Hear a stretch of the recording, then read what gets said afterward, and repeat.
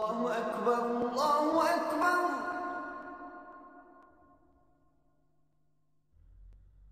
Allahu Akbar,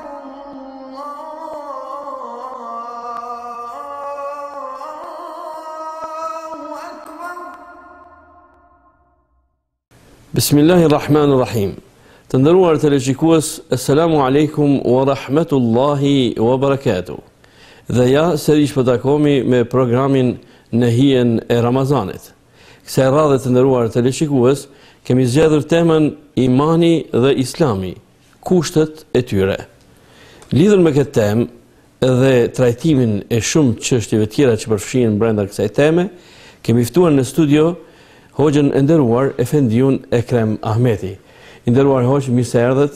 Mirë se u gjetëm, përshëndetje ju dhe gjithë atyre që na ndjekin këtë mision të beqoshëm të mirë. Atëherë, i nderuari Hoxh Efendi, po fillojmë me trajtimin ose shtjellimin e temës. Pyetja e parë do të ishte, çka është imani? Do të mundohemi inshallah së bashku që përbrenda këtij emisioni ta trajtojmë një temë shumë të rëndësishme që ka të bëjë pikërisht me imanin, atë që është e ngolitur thellë në zemrën e njerëzit. Gjithsesi imani është dietarët e kanë dhënë definicionin e tij në këtë formë. Ndoshta ai definicioni i cili është edhe më i përshtatshëm për neve edhe që ta kuptojmë është imani është me besu me zemër, ta shqiptosh me gojë, do të thotë ta thosh dëshminë me gojë dhe pastaj ta realizosh, gjithsesi ta konkretas zbatosh me vepra. Dhe ndoshta kjo është ajo esenca e besimit tonë që përbrenda asaj të fshehtës ka lënë edhe dëshminë, po krah asaj edhe ka kërkuar që ai të vërtetohet me vepër. Atëherë, përse njeriu duhet të besojë? Një pyetje shumë e vend. Pse është e nevojshme të besojmë?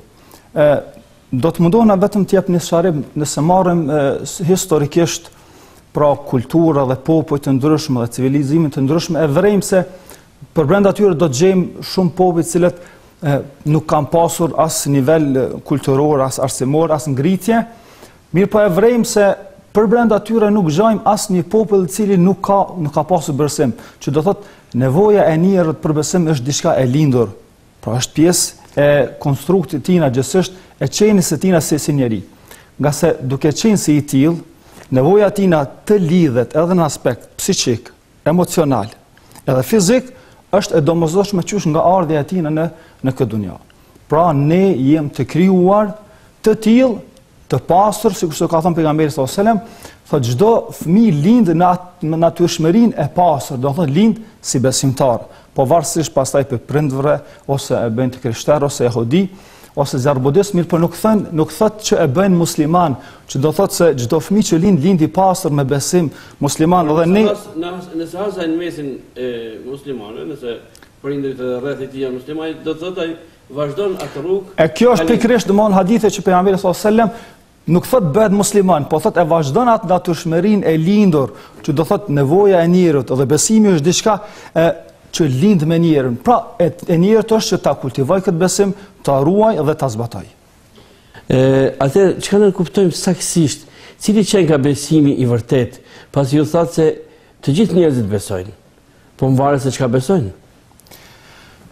Besimin cilin, falë Zotit madh, i përkasim, këti besimi i kam përkasur prindërit tanë, gjyshërit tanë dhe të parë tanë me shejkuj.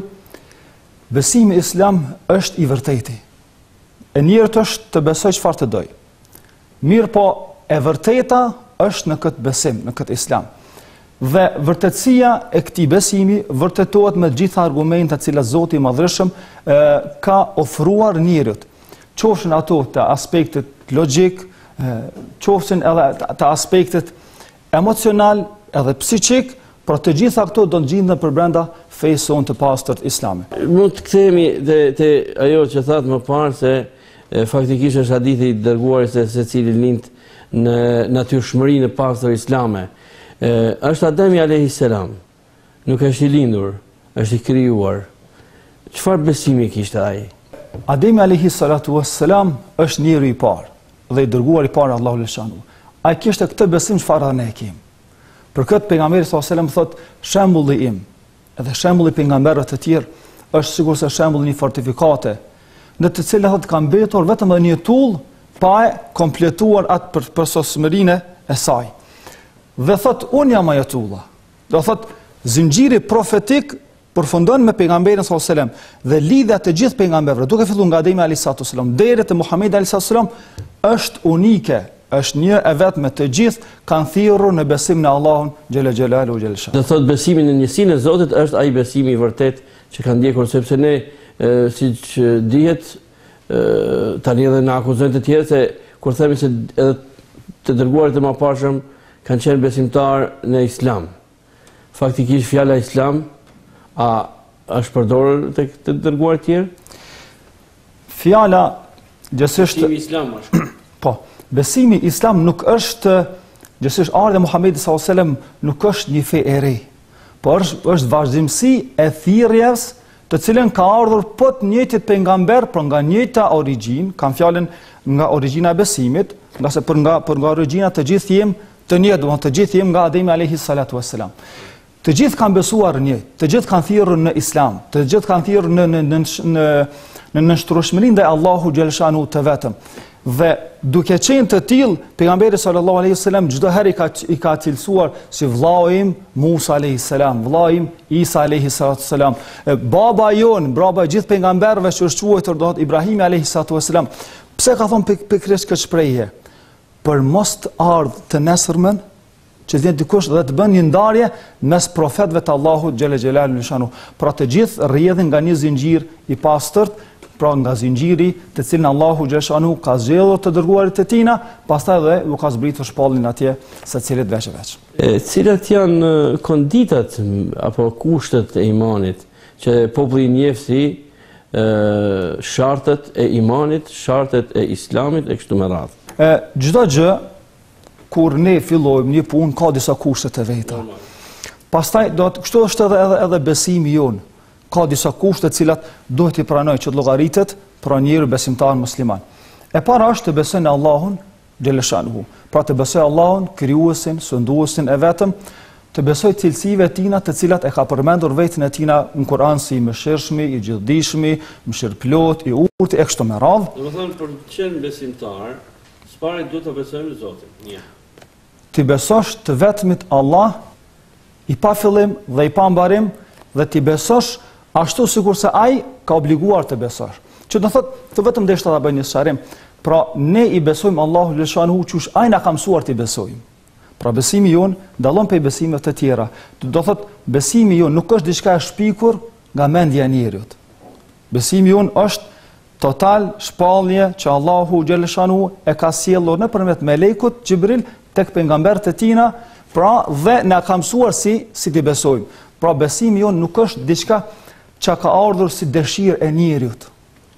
Ose si artikulimi i njerit ose. Po, nuk është si prodhimi i mendjes njerit, pra është gjë cilën Allahu xhaleshanuhu ka treguar se kështu do t'i besojmë atina. Pra për këtë ka vendosur pra kushtin e parë, pra që është për kushteve të imanit dhe besimit tonë është me besu Allahu xhaleshanuhu, krahas kushteve të tjera siç janë besimin e melajket, kushti i dytë pra besimin e melajket, kushti i tretë besimin e librat e tina, kushti i katërt besimin e të dërguarit e tina, kushti i pestë besimin në botën tjetër, pse ka diçka, ne nuk jemi rastësisht, nuk kemi ardhur në këtë botë rastësisht, si dhe kushti i fundit pra imanit besimin e atë caktimin, kadan dhe kaderën sikur se e quajmë në terminologjinë islame, pra besimin e caktimin e Allahu xhaleshanuhu, qoftë mirë ajo po keq, gjithçka është në dijen e Allahut xhaleshanuhu. Gjashtë kushtet e imanit. Këto janë 6 kushtet e imanit, të cilat duhet i plotësoj ai njeri i cili për të qenë besimtar musliman është. Po mirë, atëherë ne pak a shumë e kuptuam se pse njeriu duhet ta besoj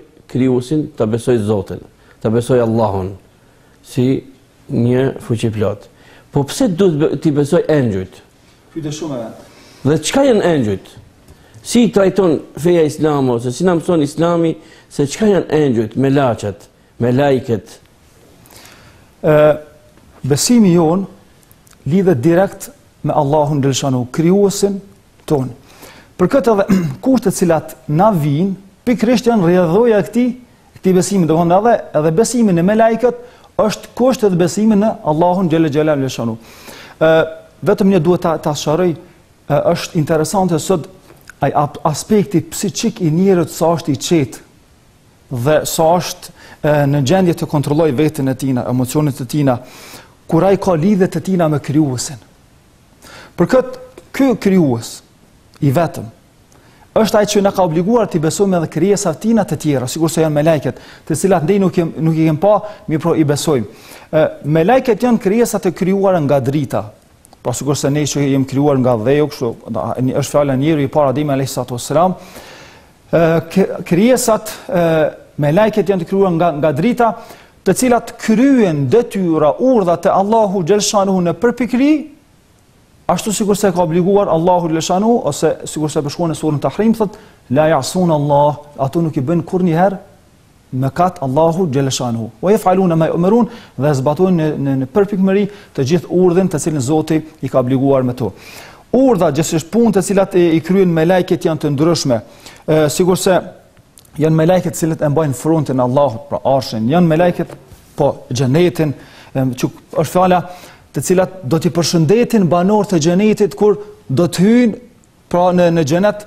Pra tibtum selamu aleikum, do të përshëndetin me selam, tibtum fadkhuluha khalidin, mirë se keni ardhur, pra me këtë shprehje, të hyni në të përgjithmonë. Pastaj janë melekët e zjarrit, melekët e shpalljes, po melekët e shpalljes që ka qenë Xhibril alayhi salam, të cilin Allahu xhaleshanu ka ngarkuar me një mision të rënd, për bartjen e shpalljes tek pejgambert Allahut xhaleshanu, dhe një herë është melekë më dalluar nga të gjitha melekët e tjera.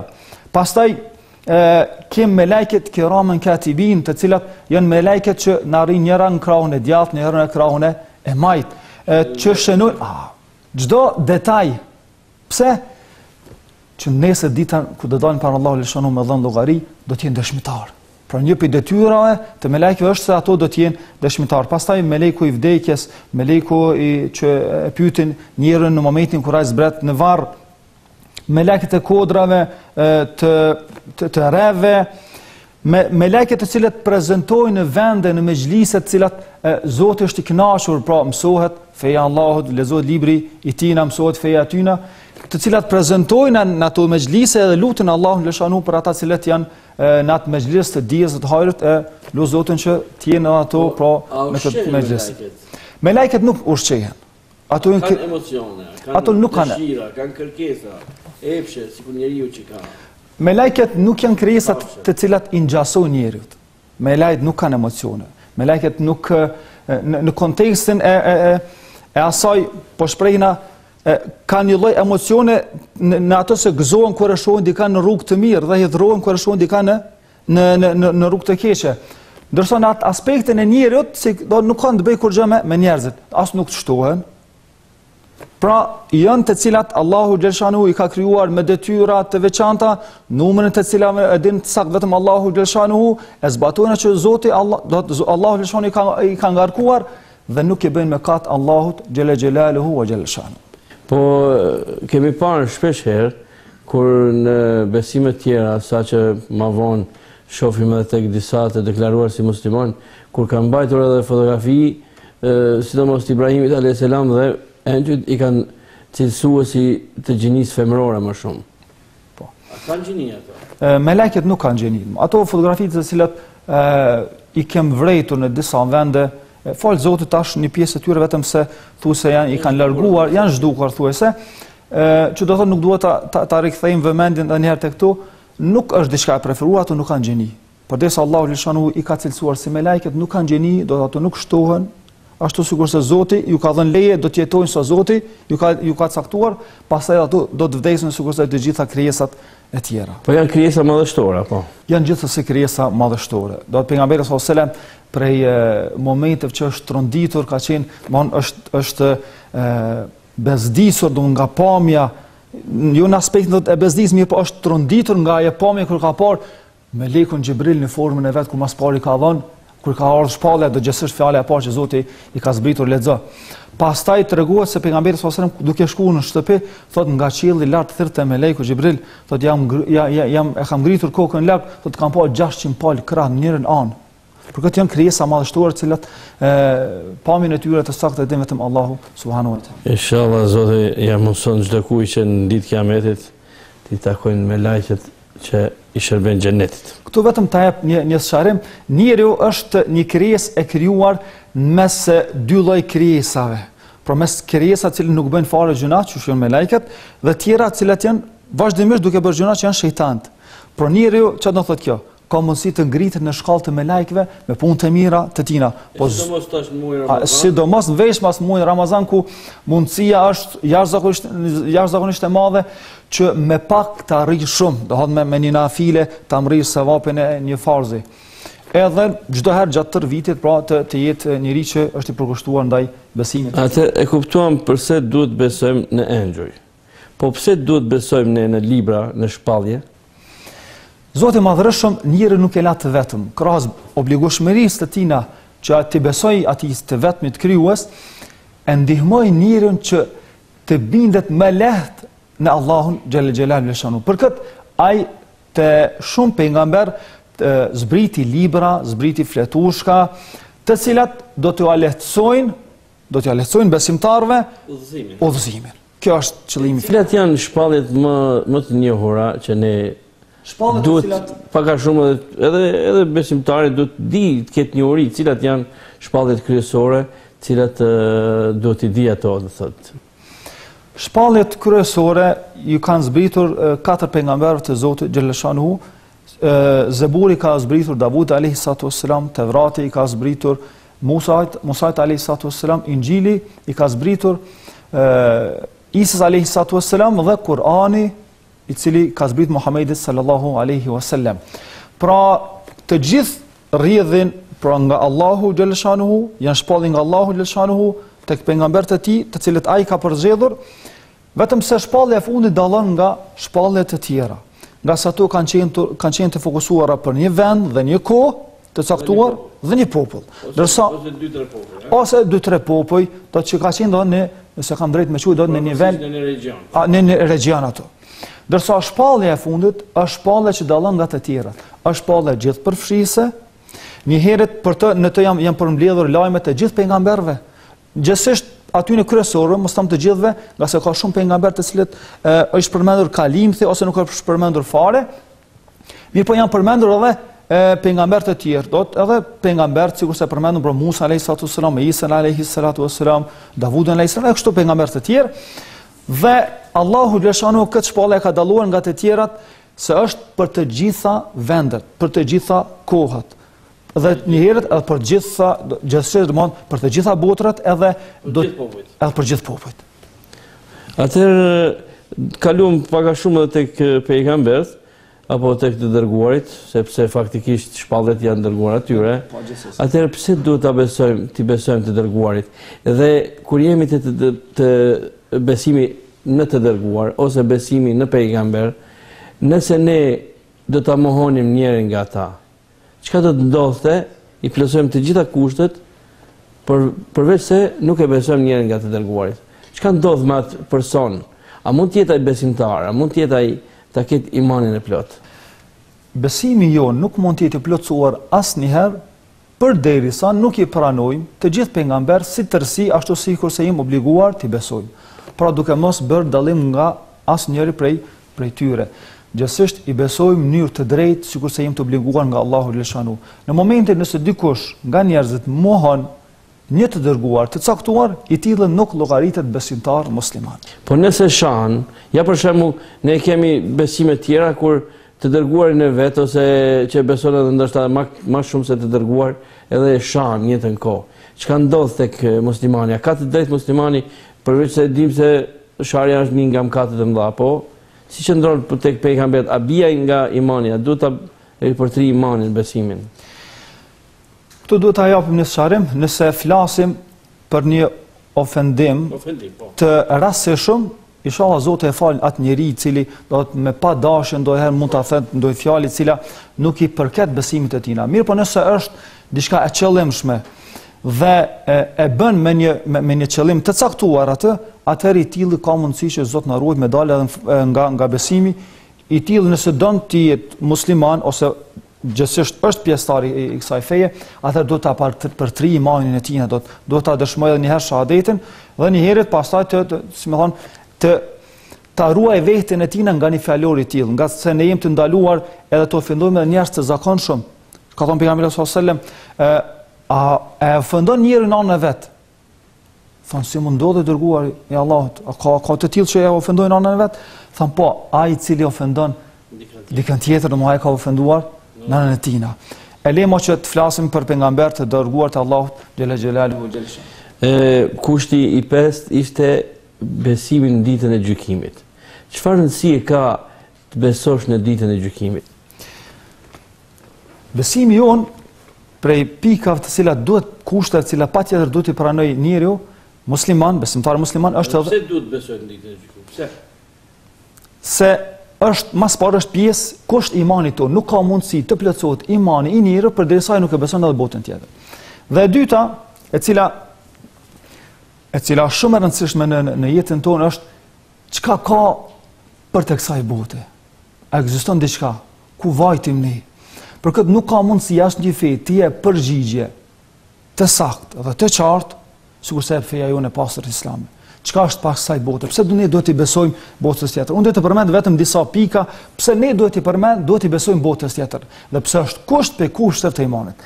Argumenti i parë, pra, është argumenti i drejtësisë. Do të marrim disa argumente logjike, argumenti i drejtësisë. Tazam, nëse një i vjetër ose një njeri i rritur e godet në shoplak një fëmijë të vegjël. Këtu kem dy persona, njëri i vogël, i dopt, njëri tjetri i rritur dhe i fuqishëm. Kush do ta merr hakun të drejtën e këtij fëmijë tash? Që do thotë ato pa drejtësinë të cilat ndodhin në këtë botë. Dikush do të jap llogari për to. Dikush do ta në farforme ta vendos një fund për to dikon. Për këtë është argumenti i parë logjik se argumenti i drejtësisë duhet gjërat të dalin dikun para Allahut xhella shanuhu të vendosen në atë skajin e sajt, me fjalë në atë peshojën e vet patjetër. Argumenti tjetër është argumenti për sosmërisë dhe rendit. Qysh? Nëse hymë në një lagje të azam edhe i vrejmë se rrugët e saj nuk janë të ndryshuara. Do me njëherë lind ideja, do të mendimi ato se këtu ka diçka që nuk është e përsosur. Që do thotë, nëse vrejmë atë që Zoti i Gjellëshanu ka krijuar për rreth nesh, është gjithçka në formën e përsosur. Llogaritni nata me ditën, asnjëra nuk e dëmton tjetër. Ose tjetra, dielli me hënën, asnjëri nuk e pengon tjetër. Sot ata cilët merren me shkencën e astronomisë, po llogaritin se toka është diçka shumë e vogël, ose nëse kam drejt me thonë, maja gjilpanës po është shumë e madhe në krahasim me atë që është në kozmos. Që do thotë, këtu tregon se është një krijues i cili ka vendosur një përsosmëri dhe rend të pashembullt. Për këtë duhet t'i besojmë atina, t'i besojmë atë që ai na ka obliguar. Argument tjetër logjik është argumenti i strukturës dhe i natyrës sonë. Strukturës dhe natyrës sonë. Llogarit ne kur krijojmë barkun e nanës, a dinim se do të na duhen syt? Se dinim. A dinim se do të na duhen duart?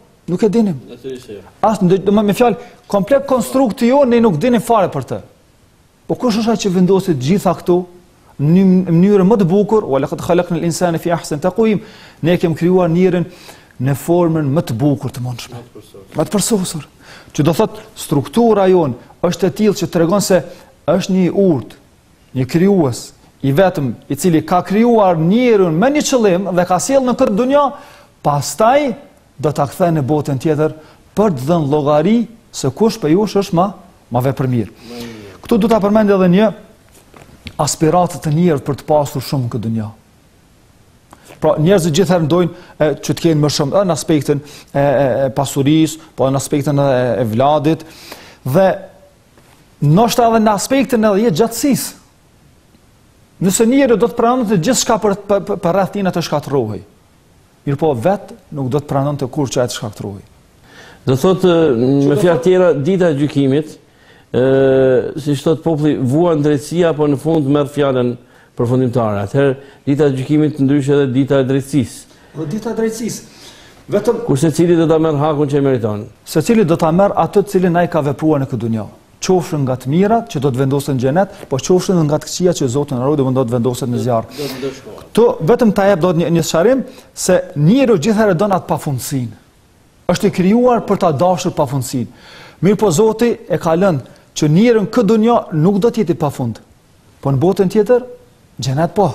Për këtë është xheneti edhe xhenemi. Ata cilët do të besojnë Allahun xhaleshanu, do të besojnë kushtet e tina, do shkojnë rrugës tina, atë do të kenë shpërblim xhenet, do të jetën e bukur cilën Zoti ka përgatitur për ta, dhe do të jetojnë pafund. Dhe Zoti na ruaj ata cilët zbesojnë ose shkojnë në rrugës të gabuar, atëherë do të kenë dënimin që lut Zotin të na ruaj gjithë nga ai. Atëherë, i nderuar hoq, kushti i fundit na mbet, pse duhet besojmë në caktimin dhe përcaktimin, kadan dhe kaderin. Dhe çka nën kupton ky kushti i imanit? Njeriu në këtë dunjë ka ardhur për të sprovuar. Fal Zotit të Madh, besimi jo gjithherë na obligon që ne të besojmë Allahut të vetëm, po edhe të besojmë krijimit që ai neve na ka krijuar në këtë dunjë për të na sprovuar. Pejgamberi sallallahu alaihi wasallam thotë, është çudi puna e besimtarit. Puna e tij keq është hajër. Kur ka gëzim, falënderon Allahun xhaleshanu. Kur ka pikëllim, bën sabër. Dhe këtë thotë s'mund ta ketë askush përveç ai që është besimtar, që do thotë besimi jon, imani jon në Allahun xhaleshanu është e tillë që neve na obligon të qetësohemi para gjithë saj asaj që neve na ndodh, qoftë e mirë ose e keqe. Duhet ne që të shtojmë veten dhe haj se kadaja e Zotit të rrim të ulur kam kryq dhe mos veprojmë. Apo kadaja dhe kaderi vijnë si caktimi i Zotit pasi njeriu i ka marrë shkaqet e jetës. Spare duhet të jap një sqarim se në dijen e Allahu xhaleshanuhu është dija absolute. Ai e din gjithfar çka ka ndodhur, edhe ato që do të ndodh. Po ato që fare s'ka ndodh, po do të ndodhë çu do ndodhë. Gjithçka është në dijen e Allahut xhaleshanuhu. Dorso ne si njerëz duhet i marrim shkaqet. Nuk mjafton që ta zomë nesër ne do të kërkonim një pjesë të pasurisë ose një pasuri ose një pagë. E mos lëvizim. Aja të vjen? S'vjen. Pra njëri do të lëviz, pra do të i merr shkaqet për të arritur deri në caktim. Ti nështrohet. Këtu pejgamberi sallallahu alajhi wasallam ka thënë kur tim tek caktimi i Zotit, ka thënë kur t'ju ndodh ndokujt pe ju diçka, thotë mos ta përdor fjalën pse. Por le thot caktim i Zotit dhe ai vepron qadarallahu ma sha Allah. Caktimi i Zotit dhe ai vepron çdo gjë. Këtu duhet me ja pas lakmit vjetër tan, pleqve tan. Sa bukur kanë qetësuar situatën gjithë çfarë kur ka ndodh në një mes ose në një incident atje. Zoti ka shkruar, edhe ka mjaftu kaq. Domthon nuk kanë hyrë atje me i hap derë shejtanit pse e ti shkon kështu jo. Caktimi i Zotit nuk mund t'i lëvizim. Për këtë e kanë qetësuar me një fjalë, caktimi i Allahut dhe ne dorëzohemi caktimit të tina dhe kaq ka përfunduar. Atëherë hoxha vendi ne të falenderojmë jashtëzakonisht për këtë bisedë të frytshme, për këto këshilla shembullore dhe shpresojmë që edhe teleshikuesit tanë kanë arritur që të përfitojnë nga kjo bisedë, nga këto ligjërata, nga këto këshilla që i dhat dhe lutim Allahun që t'ju shpërblejë me të mirat e tij. Atëherë të nderuar teleshikues, ju falenderojmë edhe juve për vëmendjen tuaj dhe shpresojmë se do të takohemi sërish në serin e këtij emisioni, programi fetar, derisa takohemi në takimin e ardhshëm, ju lëm në kujdesin dhe mbrojtjen e Allahut fuqiplot. Wassalamu alaikum wa rahmatullahi wa barakatuh.